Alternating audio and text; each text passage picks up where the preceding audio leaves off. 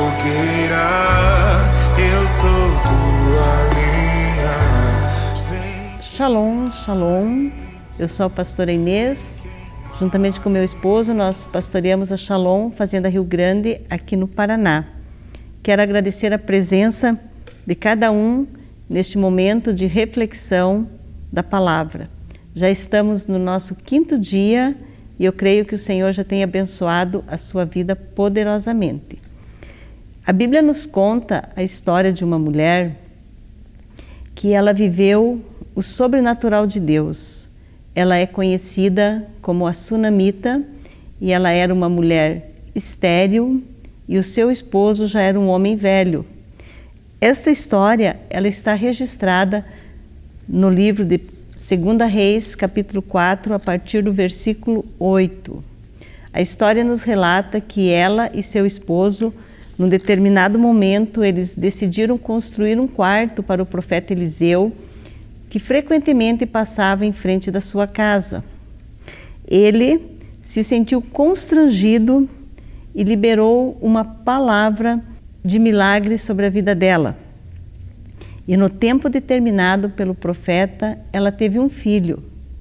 E aí então, ela e seu esposo viveram o sobrenatural de Deus em suas vidas. Passado um tempo, este menino cresceu e ele já acompanhava o seu pai por onde ele ia. Aí então, ele adoeceu e veio a falecer. Sua mãe, que conhecia a unção de Deus que estava sobre a vida do profeta, aquela unção de milagres, ela decidiu que ela iria até o profeta sem comentar nada com ninguém do que estava acontecendo. Ela não falou nem mesmo para o seu marido. E quando ela encontrou o profeta Eliseu, ela pediu a ele que viesse até a sua casa e orasse pelo menino. E Eliseu orou e o Senhor ressuscitou aquela criança. Neste momento, mais uma vez, ela e o seu esposo viveram o sobrenatural de Deus para as suas vidas. Passado algum tempo, Deus determinou que viria uma fome de 7 anos sobre Israel. E o profeta Eliseu, ele foi até a casa dela e compartilhou com ela o que iria acontecer naquele país e sugeriu que ela fosse juntamente com a sua família para um outro lugar. Ela decidiu então que ela iria peregrinar na terra dos filisteus e enquanto ali ela estava, o povo de Israel viveu uma fome como jamais eles tinham vivido. E ela desfrutando do sobrenatural de Deus para a sua vida. Passado o tempo de fome, ela decidiu voltar. E quando ela voltou, ela viu que as suas terras estavam invadidas.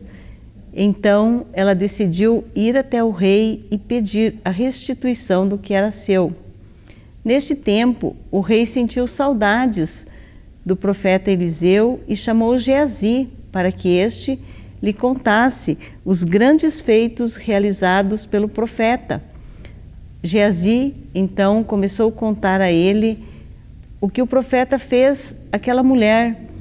Contou a maneira como o seu filho ressuscitou e o rei ficou muito emocionado. Quando Geazi estava contando a história dela, ela chegou à procura do rei.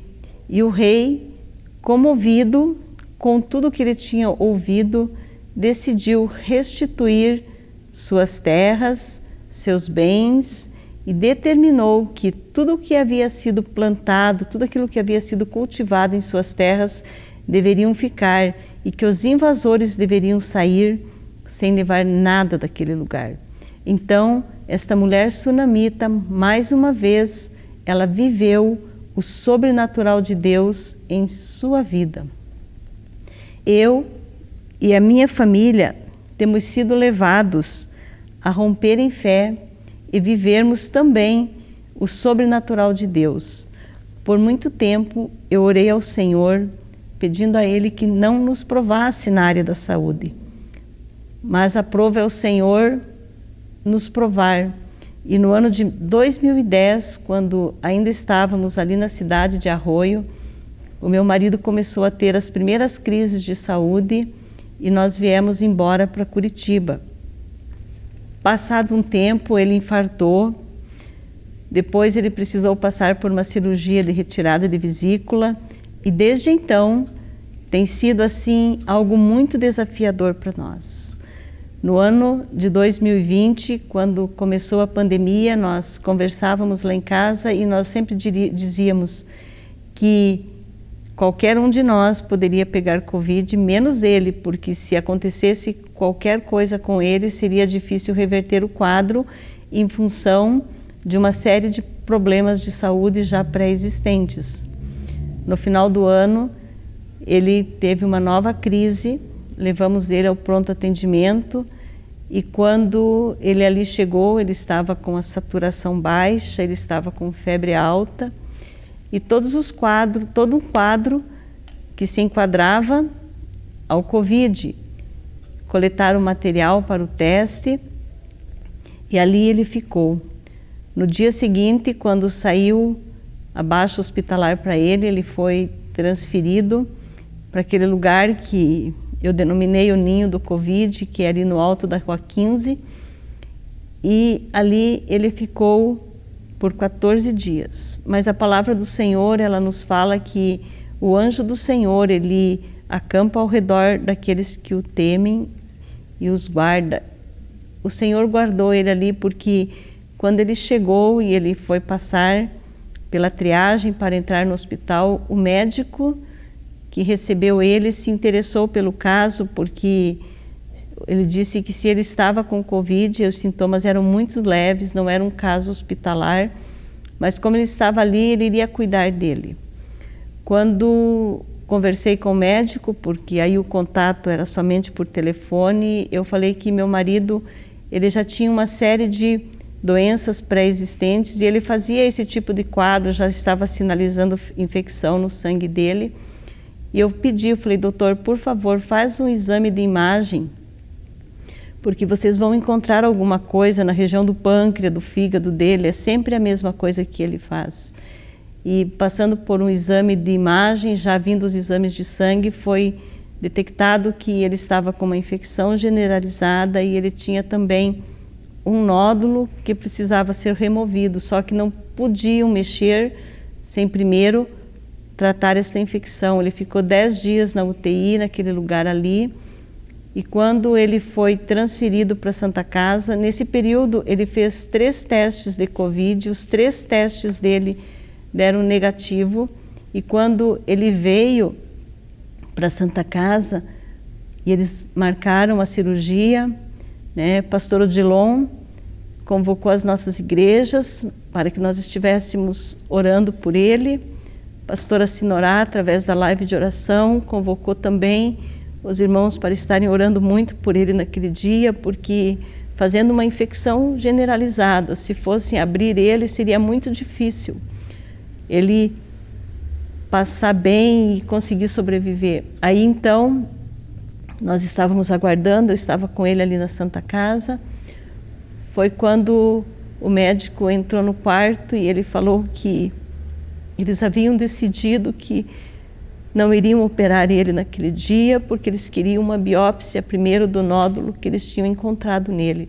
Ele já tinha feito vários exames de imagem e ali estava o nódulo. Eu fiquei pensando, Senhor, nós estávamos aguardando este momento em que esse nódulo seria retirado e a vida ia continuar tudo normal. Por que o Senhor não permitiu que essa cirurgia acontecesse hoje? A tua igreja tem orado. Eu fiquei mais um tempo com ele ali e voltei para casa.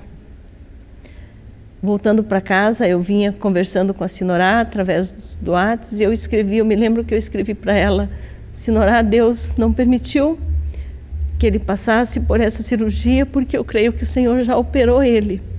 Eu não sei se ele vai ser submetido a uma ressonância, se ele vai fazer uma ecografia. Eu não sei qual é o exame de imagem que ele vai passar, mas eu sei que quando eles olharem novamente, eles não vão encontrar mais nada. E voltei para casa confiante de que o Senhor já tinha cuidado dele, o Senhor já tinha operado ele naquele dia. No dia seguinte eu não fui visitá-lo, né? Não fui no hospital. E quando já eram mais ou menos umas 7 horas da noite, ele me ligou dizendo que ele estava indo para a biópsia. Passado mais ou menos umas 2 horas, ele ligou novamente, ele estava muito animado e eu falei, e aí, amor, como que foi? Ele disse, eles não conseguiram fazer a biópsia porque o médico procurou o nódulo e ele não encontrou, não existe material para ser retirado. O que eu quero dizer para você é que quando nós confiamos em Deus e quando nós temos uma igreja que ora por nós, nós não estamos sozinhos. E o Senhor, Ele nos guarda e Ele nos leva a viver o sobrenatural. Quero dizer também para você que Deus tem olhado para você e Deus tem cuidado da tua vida, porque Ele é soberano e Ele tem grandes coisas para realizar na nossa vida. O maior milagre de todos os tempos que eu tenho vivido é que meu marido esteve 14 dias internado naquele lugar onde todas as pessoas eram infectadas, ele não infectou.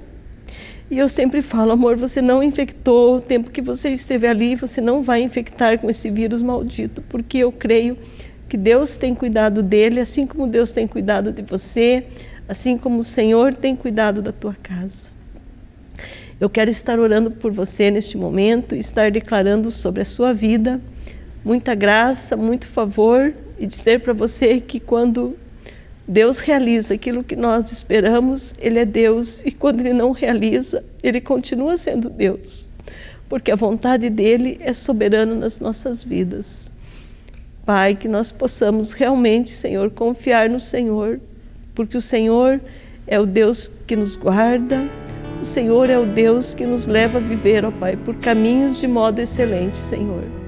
E eu abençoo, Senhor, a tua igreja, não só neste tempo de jejum, neste tempo de propósito, Senhor, mas em todo o tempo que o Senhor tem determinado para cada um de nós. És a vida, és o amor que traz luz sobre as trevas, esperança que restaura todo o coração ferido. Grande é o Senhor, és a vida, és o amor que traz luz sobre as trevas, esperança que restaura todo o coração ferido. Grande é o Senhor,